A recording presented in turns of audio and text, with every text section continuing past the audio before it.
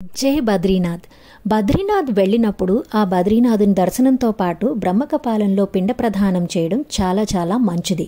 ఒకవేళ మీరు గనక బద్రీనాథ్ వెళ్ళినట్టయితే గనక ఖచ్చితంగా మీరు ఈ బద్రీనాథ్ దగ్గర బ్రహ్మకపాలంలో పిండ ప్రదానం చేయొచ్చు. సో దాని గురించి మాకు తెలిసిన కొన్ని వివరాలు.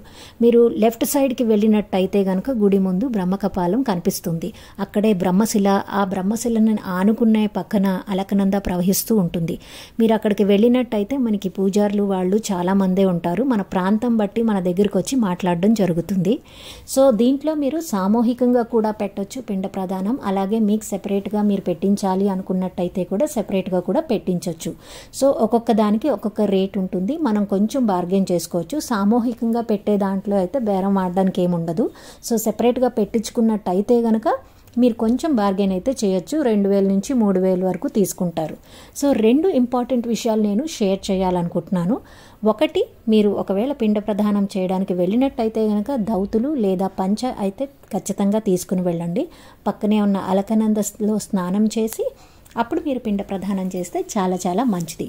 రెండొక ఇంపార్టెంట్ విషయం ఏంటంటే, వెళ్లే ముందు మీ ఇంట్లో పెద్దవాళ్ళు ఎవరైనా ఉన్నట్టయితే, ఇటు అమ్మమ్మలు, తాతయ్యలు, నానమ్మలు వాళ్ళ 3 తరాల ఫ్యామిలీ ట్రీ అన్నట్టు రాయిపించుకుని వెళ్ళండి.